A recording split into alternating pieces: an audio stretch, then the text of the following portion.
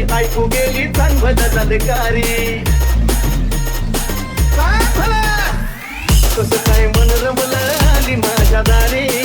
तिला कशी ऐकू गेली चांगलं झलकारी अशी महामाया घरी दारी साया अशी महामाया घरी दारी साया तिनं दिलेलं दया गाय कसं मी आणि माझी लखाबाई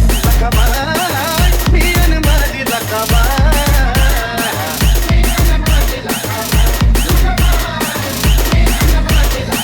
space.